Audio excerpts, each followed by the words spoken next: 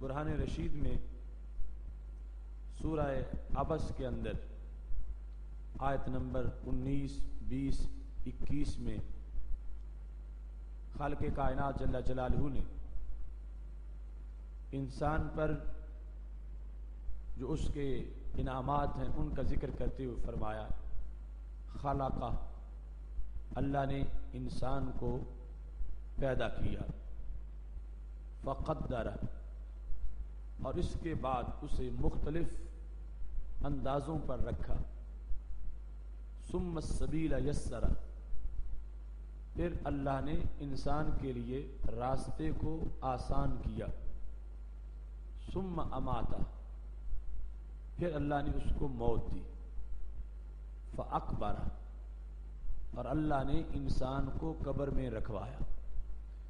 یہ انسان کی پوری زندگی کا خلاصہ اس میں بیان کیا گیا۔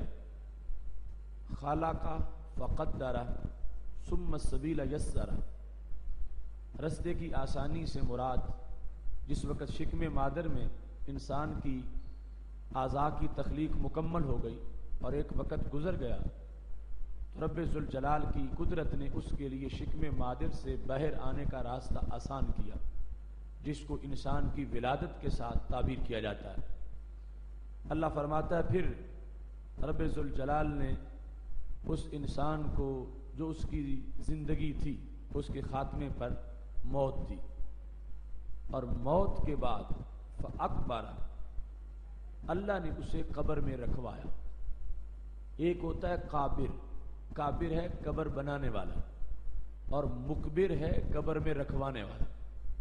قبر بنانے والا تو انسان ہے جو قبر کھود رہا ہے، لیکن قبر میں رکھنے کا حکم رب ذوالجلال نے دیا۔ خالق کائنات جل جلالہ نے اپنے احسان کے طور پر یہ واضح کیا کہ انسان کو میں نے، مومن کو، عظمتوں سے مالا مال کیا۔ حیوان مر جاتا ہے، اس کے لیے کوئی قبر نہیں، اس کے لیے کوئی اعزاز نہیں، لیکن انسان کے لیے رب ذوالجلال نے یہ اعزاز رکھا ہے کہ اس کے بدن کو محفوظ کر کے خالق کائنات جل جلالہ نے اس سفر میں بھی اور اختتام کے لحاظ سے بھی انسان میں اور حیوانوں میں جو فرق ہے وہ واضح کیا کہ اس کا بدن محفوظ رہے، اس کے بدن کو جانور نہ نوچیں، اور اس کا بدن عزت و تکریم کے ساتھ اپنا سفر آخرت مکمل کرے۔ قرآن مجید برہان رشید میں سورہ ممتحنہ کے اندر رب ذوالجلال کا فرمان ہے، آیت نمبر 13 ہے، اللہ تعالیٰ ارشاد فرماتا ہے، یا ایھا الذین آمنوا لا تتولوا قوما غضب اللہ علیہم، اے ایمان والو تم ان لوگوں سے دوستی نہ کرو کہ جن پر رب نے غضب کیا، یعنی وہ یہود، ان سے دوستی کرنے سے رب ذوالجلال نے منع فرمایا۔ قد یائسوا من الآخرہ، یہ لوگ آخرت سے نا امید ہیں، ان سے دوستی نہ کرو، یہ آخرت سے نا امید ہیں۔ کیسے؟ کما یائس الکفار من اصحاب القبور، جس طرح کفار قبروں والوں سے نا امید ہو گئے ہیں، ایسے ہی یہ لوگ بھی آخرت سے نا امید ہو چکے ہیں۔ تو خالق کائنات جل جلالہ نے قبور سے نا امید لوگوں کی مذمت کی، اور رب ذوالجلال نے اپنے انعام کے طور پر انسان کے لیے قبر کا تذکرہ فرمایا۔ قبر اور انسان کا آپس میں بڑا گہرا تعلق ہوتا ہے، یہاں تک کہ سید عالم نور مجسم شفیع معظم صلی اللہ علیہ وسلم سے سیدنا ابو ہریرہ رضی اللہ تعالیٰ عنہ روایت کرتے ہیں کہ ہمارے محبوب علیہ الصلوۃ والسلام نے ارشاد فرمایا ہے، ما من مولود الا وقد ذر علیہ من تراب حفرتہ، کہ جب انسان کی تخلیق ہوتی ہے، دوسرے مقام پر تفصیل سے موجود ہے، انسان شکم مادر کے اندر جب پہلے پانی کی شکل میں ہے، پھر خون کی شکل میں ہے، پھر بوٹی کی شکل میں ہے، اس طرح 40 دن انسان پہ گزرتے ہیں۔ جب 40 میں مکمل ہو جاتے ہیں اور شکم مادر میں انسان کا جو بھی حیثیت ہے اس پر 120 دن گزر جاتے ہیں، اس وقت پھر رب ذوالجلال کو فرشتے کو بھیجتا ہے۔ فرشتہ جا کر اس میں روح پھونکتا ہے اور اس کی زندگی، اس کا رزق، یا وہ شقی ہے یا سعید ہے، اس طرح کے فیصلے اس کے بارے میں کر دیے جاتے ہیں۔ اس موقع پر سید عالم نور مجسم شفیع معظم صلی اللہ علیہ وسلم کے فرمان میں جو حدیث مصنف عبد الرزاق میں موجود ہے 6532 نمبر حدیث، اور حلیہ میں ابو نعیم نے جس کو 2000 بلکہ 28012 نمبر پہ ذکر کیا، اس حدیث کے اندر ہمارے نبی علیہ الصلوۃ والسلام فرماتے ہیں جو بھی بچہ دنیا میں آتا، جب اس کی تخلیق ہونے لگتی ہے تو اس کا وہ مٹیریل جو آغاز میں جس پر تقریباً 120 دن گزر چکے ہیں،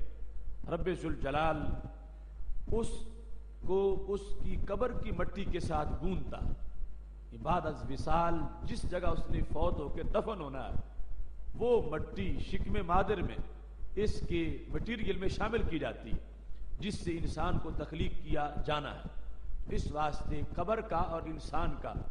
بڑا بنیادی تعلق، قبر کی مٹی انسان کے خمیر میں داخل ہے۔ قبر کی مٹی جہاں کسی نے بعد از وصال دفن ہونا ہے، وہ مٹی انسان کی جو بنیادی مواد ہے بنیادی، اس کے اندر اس کو شامل کیا جاتا ہے۔ حضرت عبداللہ بن مسعود رضی اللہ تعالی عنہ ارشاد فرماتے ہیں یاخذ التراب الذی یدفن فی بقعتہ ویعجن به نطفته، کہ فرشتہ قبر والی جگہ سے مٹی اٹھاتا ہے اور شکم مادر میں نطفہ کے اندر اس مٹی کو گوندھ دیا جاتا ہے۔ اس طرح انسان کی قبر کا انسان سے بڑا ہی قریب کا تعلق ہے، اور اس کے تقدس کا آپ اندازہ اس بات سے لگا سکتے ہیں کہ انسان کا خمیر جس سے بنتا اور انسان جس سے مارز وجود میں آتا ہے، وہ بنیادی اجزاء جو ہیں ان کے اندر رب ذوالجلال نے جہاں ایک حصہ انسان کے باپ کا، ایک حصہ انسان کی ماں کا رکھا ہے، وہاں ایک حصہ مٹی جو قبر کی ہے اس کا بھی رکھا۔ وہ مٹی اس خاص مادہ کے ساتھ اس کو گوندا جاتا ہے اور اس طرح پھر انسان کی تخلیق ہوتی ہے۔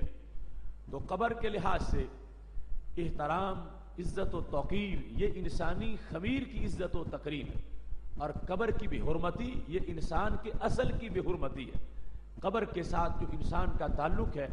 سید عالم نور مجسم شفیع معظم صلی اللہ علیہ وسلم اسی بنیاد پر ارشاد فرماتے ہیں کہ جب بعد از وصال انسان قبر میں جاتا ہے تو قبر اس سے گفتگو کرتی ہے۔ اگر وہ برا انسان ہے تو قبر کہتی ہے کہ تو جب زمین پہ چلتا تھا مجھے اس وقت بھی تو پسند نہیں تھا۔ پتا چلا کہ مٹی وہ قبر کی پتہ نہیں کس جگہ پہ ہے اور انسان کہاں چل رہا ہے، لیکن اس مٹی کے ساتھ اس کا تعلق ہے، اور وہ مٹی اتنا ادراک رکھتی ہے کہ مجھ سے بننے والا انسان تھا اس کے کرتوت کیا ہے، وہ کیا کر رہا ہے۔ تو کہتی ہے مجھے تو اس وقت پسند نہیں تھا، اب تو فوت ہو کے میرے اندر آ گیا، اب میں تیرا دیکھ کیا حشر کرتی ہوں۔ اور دوسری طرف اگر انسان نیک ہے تو اس کی قبر کی مٹی بعد از تدفین اس سے خطاب کرتی ہے کہ تو جب دنیا میں چلتا پھرتا تھا اس وقت بھی مجھے بڑا پسند تھا، کہیں کسی شہر میں تو چل کے نماز جمعہ کے لیے جاتا تھا، تو مسجد کے لیے جاتا تھا نماز کے لیے، تو تبلیغ کے لیے دین پڑھانے کے لیے جاتا تھا، اس وقت بھی میں تو اس سے پیار کرتی تھی اور تو مجھ سے بڑا دور تھا، آج تو میرے قریب آ گیا ہے، اب تیرے لیے میں اللہ کی رحمتوں کے بڑے سامان کرتی ہوں۔ تو اس بنیاد پر قبر میں پورا ایک ریکارڈ موجود ہے قبر کی مٹی کا، جو اس سے بننے والی چیز کے ساتھ اس کا تعلق ہے، اس میں محبت بھی ہو سکتی ہے، قبر میں انسان سے نفرت بھی ہو سکتی ہے، اور اس محبت اور نفرت کا معیار دنیاوی معیار نہیں، وہ معیار ہے جو معیار رب ذوالجلال کے نزدیک ہے، اس کے مطابق قبر پیار کرتی ہے۔ اگر انسان رب ذوالجلال کا مطیع ہے، فرما بردار ہے، تو پھر قبر پیار کرتی ہے، اگر انسان اللہ کا باغی ہے تو پھر قبر اس انسان سے نفرت کرتی ہے اور اپنے بغض کا اظہار کرتی ہے۔ اسی بنیاد پر کہ انسان کے خمیر کے ساتھ قبر کی مٹی کا تعلق، کچھ مفسرین نے فلا اقسم بمواقع النجوم اس کی تفسیر کرتے ہوئے کہا کہ رب ذوالجلال نے جو قسم اٹھائی ہے ستاروں کے غروب ہونے کی جگہ کی، تو اس سے مراد یہ جو ظاہری چمکنے والے ستارے ہیں یہ نہیں، اس سے مراد وہ مقدس نفوس ہیں، انسان ہیں، جہاں وہ بعد از وصال دفن ہوتے ہیں، رب ذوالجلال نے اس جگہ کو ستاروں کے غروب ہونے کی جگہ قرار دیا ہے کہ جہاں ستارے جا کے ڈوب جاتے ہیں، ستارے زمین کے اندر